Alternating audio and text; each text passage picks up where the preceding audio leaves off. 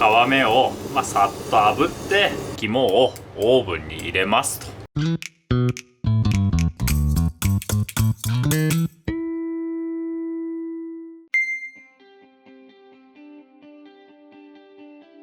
サンマのお刺身ということで、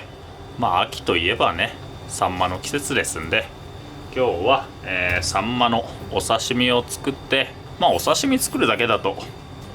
簡単な動画になってしまうので、お刺身をね、このサンマの肝を溶いて肝醤油にして、食べる方法を紹介しようかと思いますと。まずはねサンマをおろしていくんですけれど、サンマの場合はね、鱗が残っていることはほとんどないんですけれど、稀にね、鱗が残っていますので、こういった形でね軽く表面を包丁でかきまして、それから頭を落として、このへその部分からお腹を裂いて、内臓を取り出していきます。これね肝醤油にしない場合はもうこのままね内臓をかき出して、洗ってしまって良いんですが、今回は、サンマのね肝を使って肝醤油を作りますんで、サンマの肝は別で取り置いてくださいと。好み次第なんですけれど、ちょっとね血生臭いのが苦手なんて場合はね、心臓だとかね血の多い部分は、取り除いてしまっても良いとは思うので、この辺はね、好みで肝を取り分けてくださいと。肝を別途で取り置きましたら、内臓の入っていた血合いの部分をきれいに水洗いしていきますと。これね注意点としては、肝醤油を作る場合は必ずね鮮度のいいサンマを使って肝醤油を作って召し上がってくださいと。内臓の残りと血合いとをきれいに洗い流しましたら、ここからサンマをおろしていきますと。大名おろしというおろし方をします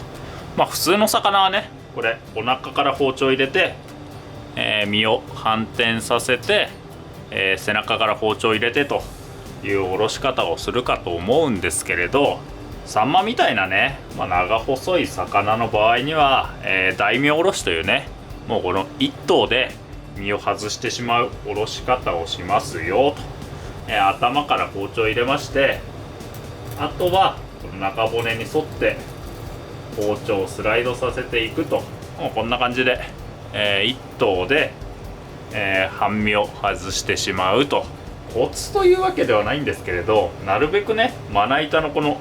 ヘリに近い部分を使って、魚をおろすと比較的ね作業自体はやりやすいかなと。大したね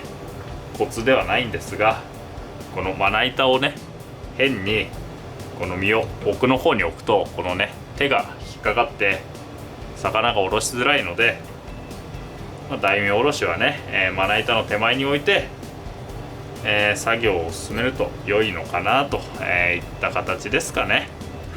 身がおろせてこのね中骨が残ってという形になれば、大名おろしの完成ですと。残った骨は軽く干して素揚げにしても美味しいので、好みで食べても食べずともと。これねお客さんに出すことはほとんどないんですけれど、まかないなんかでね、骨せんべいにして自分はよく食べていますかね。大名おろしにしましたら、今度ねなるべく長い柳刃か何かを使ってねあばら骨を外していきますと。あばら骨を外す際は一度ね、逆さ包丁刃を上に向けて、あばら骨と血合い骨のこのつながっている部分をこう外しておくと、あばら骨が外しやすいですよと。血合い骨とあばら骨の継ぎ目を外しましたら、あとは、あばら骨をすき取ると、いった形ですね。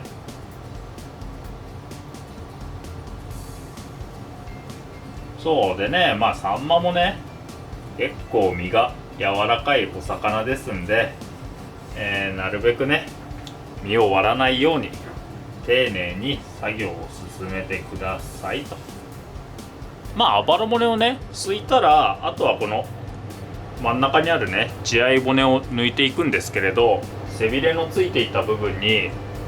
こう骨がねつながってるんですけれど、この背びれの骨が身にね残ってしまっている場合なんかは、背びれの骨も包丁で外しておいてくださいと。あばら骨の処理が終わりましたら、あとはこのね血合い骨、真ん中に残っている骨を骨抜きを使って抜いていきますと。骨を抜く際のコツは、この頭の方向に向かって骨が刺さっているので、骨の刺さっている向きに逆らわずに骨を引っ張ると、骨抜きのコツですかね。左手で軽くね身を押さえながらこう骨を抜いていくと、身の形を崩すことなく骨を抜くことができますかね。で抜いた骨はねこんな感じで、ちっちゃい器に水をためてこう骨抜きを水につけると簡単に落ちますんで、骨の処理が終わりましたら、これねそのまま食べてもいいんですけれど、サンマはねどうしても青魚特有のこの魚の香りがありますんで、若干ね気になる人もいるかと思いますんで、僕の場合はここで一度、臭みを抜いていきますと。臭みをね抜く方法はなんといっても塩っすね。塩を振りまして30秒から1分ぐらいちょっとね身に塩をなじませますと。長く塩をしてもいいんですけれど、そうするとねサンマっていうのは結構味が入りやすいんで、どうしても塩辛くなりやすいですし、サンマっていうのはこの身のふわふわ感というか、身のね柔らかさが結構持ち味だったりするので、あんまりね締めすぎるとサンマらしさがなくなってしまうので、時間は短めに表面の臭みが、うっすらと抜けるっていうイメージで、塩を当ててますかね。30秒ほど経ちまして、うっすらねこの表面に水分が浮いてきましたら、一度サンマを水洗いしますと。サンマを水洗いしましたら、これね氷水を用意しまして、そこに軽くね、お酢を加えます。氷を入れた酢水でさっと、洗いますと。でこれもねこの酢で締めるというよりも、塩を振ってね表面に浮いてきた魚のこのドリップをしっかりと洗い流すと、いったイメージですんで、塩を入れたいわけでも酢を入れたいわけでもなく、表面の臭みだけをしっかりと抜きたいと、ここまでが、サンマの身の下処理でございますと。続いてこちら先ほど取り置いた肝を使って肝醤油を作っていくんですけれど、非常に簡単でして、これね生姜、生姜をすりおろしてこのね肝にたっぷりと生姜を加えまして、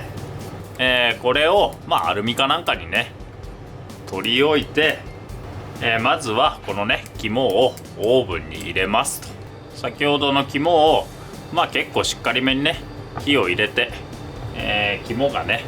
固形になるまで、焼きましたら、これを、お醤油と和えていきますと。お醤油と和えるだけでもいいんですが、辛いのがね苦手でなければここに一味を加えて、この肝と醤油と一味を軽く混ぜ合わせまして、このね肝が焼いて固まっておりますので、包丁で叩いて、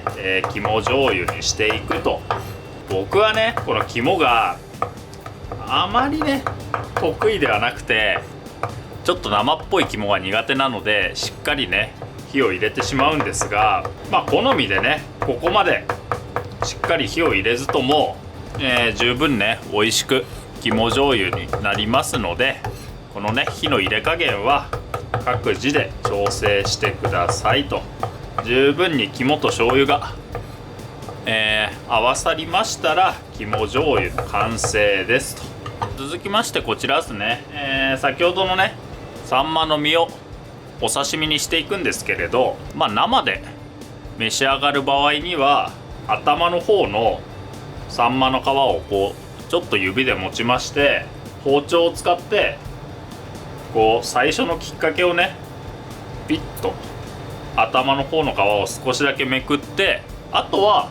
包丁のねこの背の部分をまな板に押し付けるようにしながら